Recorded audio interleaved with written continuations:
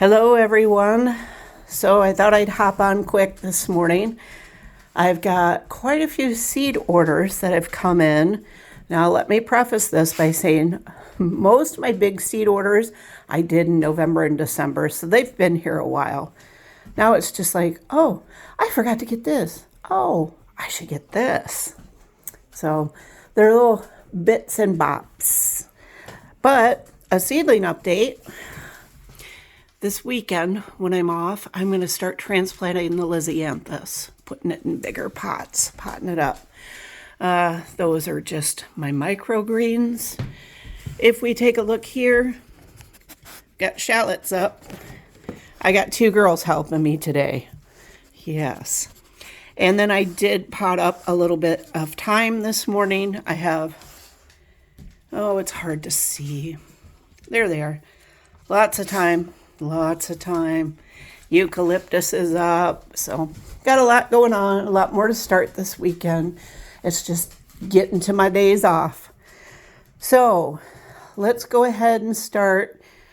Well, first I'll show you. So tomorrow morning before I go to work, I'll probably start this. I've got the ginger curing. I did ginger last year. I loved it because then I can use the dehydrated ginger in my teas and stuff. And also another one of my favorites. These are dwarf moringa trees. Has anybody ever grown moringa? Moringa is a tree that it has magical properties. It's very high in protein. In third world countries, they actually use the leaves to strain the water. It's such a good filter. So it's so good for you because it filters out all the bad stuff. So I put it in smoothies. You can take it, and that's the leaves. So you can put the leaves in your salads, lots to do with it. And I like the baby dwarf ones. They're so cute. It's just they don't do well in our climate. They need something tropical, not Iowa 50 below. So I ordered from a couple different places. I did Baker Creek, I did True Leaf Market, and I did Johnny's. For some reason, there is a run on basil this year. Everybody's buying basil. So to get my regular basil, just a regular green leaf basil, an Italian basil, I had to order from True Leaf. So I kind of laid them out here. We'll go ahead and start with the Johnny's. I think these are just radish seeds. I have Pink Beauty radish, Mini Mac, Bravo, it's a daikon radish, and Bacchus. Pat loves radishes. I love radishes. They're just so easy. You can't go wrong. And then this is one I need to start this weekend. It's Viola's. So I will get those going. It's a sorbet formula. The reason I want Viola's is because I am focusing more on edible flowers this year. I usually order from, Farmer Jones? And he would send edible flowers with my salad mixes. And they're so pretty and so nice. So along those lines, let's go ahead. This is Baker Creek now. We're on to a Nasturtium Purple Emperor. Those I won't start for a bit. And then Bloody Mary.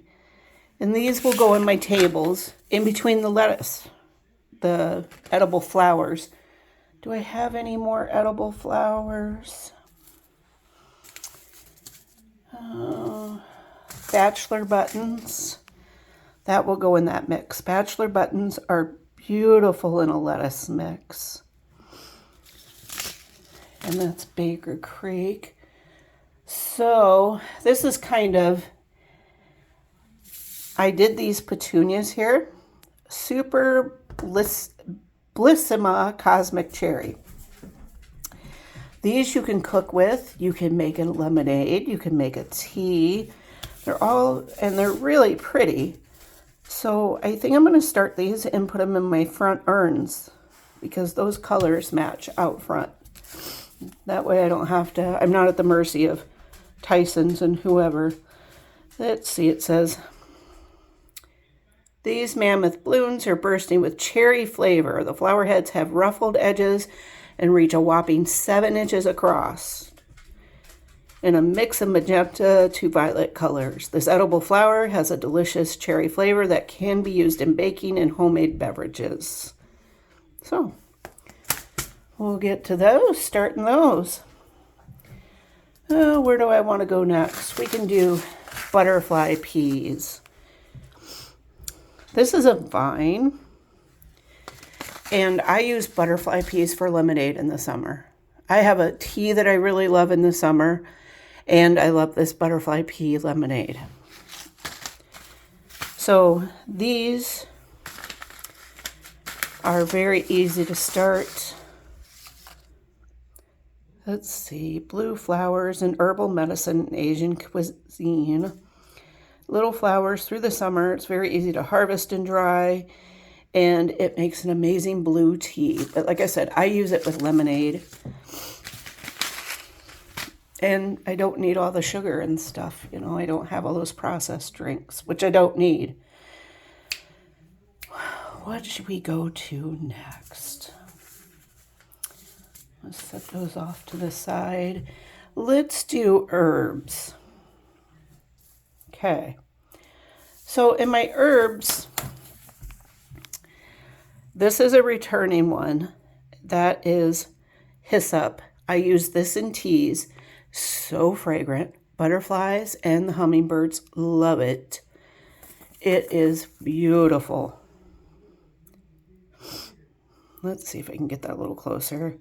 Golden foliage, heavily scented, easily adapted, perennial, and it makes an anise flavored tea. Yeah, oodles of butterflies and bees. Goldfinches also love the seeds. We didn't get that far with seeds. I don't think it's a perennial in our area. I don't think it would come back. It's just too cold here. What I intermixed with the hyssop last year was agastache. And this, again, used it for tea. Oh boy, they're fighting over Petunia's pig toy right now.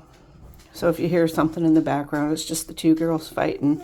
So the agastache, this, if I could plant a whole field of agastache, I most certainly would. It was wonderful. So it spikes in apricot, grape, and raspberry colors. Like I said, this says to use it in a pollinator garden, but it's so fragrant, and I just dehydrated it for tea. And this one too, the Texas Hummingbird, Heather Queen. This has a mintier taste to it. Yeah, it's wonderful. Love it. Okay, this is a new one for me. And this is edible flowers. It's supposed to be good for teas. It's a Japanese big leaf tong ho. Chop suey greens. Extra large leaves. Beautiful edible flowers. Make this a favorite in China. Sorry, Chinese. Leaves are thick, crunchy, savory, and scrumptious. The beautiful 3-inch flowers are a gourmet delicacy. Try them lightly fried, tempura style, atop salads, or in tea. Checks all the boxes for me. This is going to be my first year trying it, but the flowers look daisy-like to me. So, you know, it might turn up in some flower arrangements too. Now we're kind of in the herbies. So I did get, well, we'll put this. These are basils. I got from True Leaf Market 2 things of Italian large leaf basil. I do use a lot of basil, especially with canning and stuff. This cardinal basil, I got this from Baker Creek. This is more, I use this more in arrangements. See the big, it gets a big red, like hydrangea-like flower on it. And they're just gorgeous. And they hold so well. So that's what I really use the cardinal basil for. Dark purple opal basil. This I use as a filler. lots of filler, and it just does beautifully in every bouquet I put it in. And plus it smells good, and I can eat it too if I needed to. And this is Persian basil. So I did a version of this last year. It's really limey green, but then the purple edges. And I actually have some, I put in an order to Strictly Medicinals, and it's got 5 different kinds of Tulsi basil, 5 different packs. We'll go through those quick someday when they come in. Should be in a day or 2. So this is kind of like that, but I just love the limey greens with the purple leaves, how it's tinged. All right, so let's move on to, these are fillers that I get for bouquets. This is Sweet Annie. Sweet Annie is beautiful, and it smells so good. It looks like little evergreen trees, and you can put it in your bouquets, and like I said, the smell is phenomenal. So I love doing Sweet Annie. It's supposed to be a perennial. I had it in my big pots on the side of the house last year, and it performed wonderfully. I cut the heck out of it and put it in bouquets. And bronze fennel, because the coppery foliage, it was almost fall before it started really with the foliage, and that was the perfect time to be putting browns in bouquets. So I'm going to do that again this year. Well, should I bore you some more with veggies? Let's do some more veggies. We'll save the flowers for last. So I have a thing for beans. Not going to lie, as we get older, we don't eat near as much meat. We eat a lot of beans.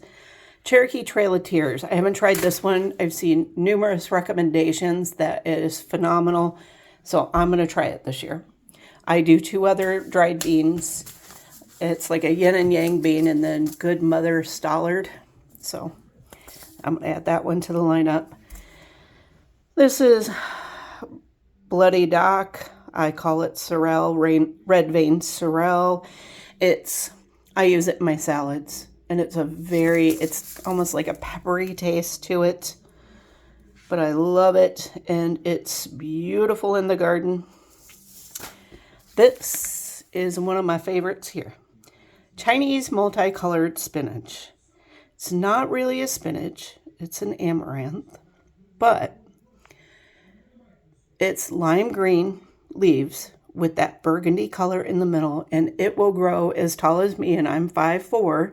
Last year I think I had like 4 plants, and I actually will eat it fresh, but I pull the leaves off and I dehydrate them along with my kale and make a kale spinach powder for my smoothies for the winter time. Because sometimes it's hard to find good fresh stuff in the winter. You know, when you live in Iowa, it's not like we're the center of the universe. All right, on to peppers. I'm going to do these dark purple / black peppers. These are supposed to be super sweet. When you have a dark purple, that's supposed to be very high in vitamins and minerals. What is it, anthracene that it's good in? It's eggplant colored, crisp and thin. So I'll be starting those. And I did these, and these are more, look at the foliage on these jigsaw peppers. It's the purple and green and white. And you know what? Yeah, I'll probably pick the peppers off and eat it, but might be cutting some foliage and put it in bouquets. Lavender, cream, violet, seafoam, and forest green. Short, stocky plants produce small, plum-colored fruits about as spicy as a jalapeno. Perfect. Then I'll use those in salsa. And then the free seed is Datel. I suppose these are spicy. Blazing hot. Blazing hot. They're not spicy. They're blazing hot. Goodness me. I'll start a few, but I doubt if we do much with them. We're too old for blazing hot. Okay, so I got one tomato, a black strawberry tomato. I have my regular tomatoes that I do every year for canning, but these were so cute that I'm going to do these as our cherry tomato, and I do have another cherry tomato too. So, and these are the freebies, the spoon tomatoes. They say they use these in bouquets and arrangements. We'll see. I'll do a few of those. What else do I have here? So True Leaf, I don't know if anybody's ordered from True Leaf. I just started last year. Very high quality. This is where I get a lot of my sprouting seeds. So for sprouting seeds, I got the organic Rainbow Purple sprouting radishes, and that is these little purple ones here. Those are so good. They are like my favorite. The other side I have I think it's the Superfoods blend. Yeah. And then sugar snap peas. This is how I do my peas, okay? Put up my trellises, I plant my sugar snaps. The sugar snaps grow up. When the sugar snaps grow up, and I'm picking, I'm not even picking yet usually, I plant my tomatoes in between because, just think of the chemistry on this one, for you nerds that get into this. The peas put off nitrogen, which shoot right into the tomatoes. I have the best tomatoes every year. I swear, I don't have any pest problems. So when I'm done with the peas, they pull out easy enough. They've put their little nitrogen into the ground for the tomatoes.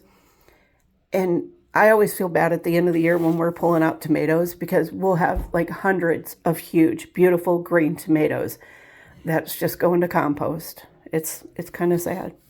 But we always get more than our fill. You know, we'll put up, I think last year we put up about 200 between pints and quarts. I mean, we have plenty. So, and we give away plenty too, trust me. So, on to the flowers, what everybody loves, and there's not many. I'm doing a marigold. It's the Kilimanjaro White. I do not like the orange marigolds. Oh, the scent is just too much for me. I did white, not last year, but the year before. The problem with white flowers, that usually just draws in the pest, but I'm going to give these a try.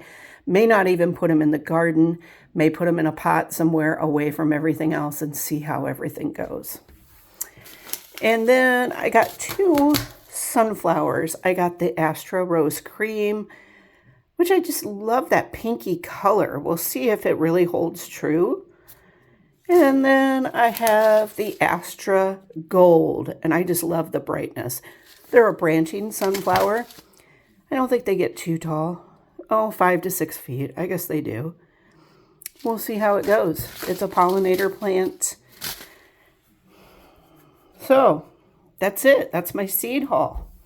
That's all I got. So, now I'm going to sign off, and you all have a blessed day. Bye.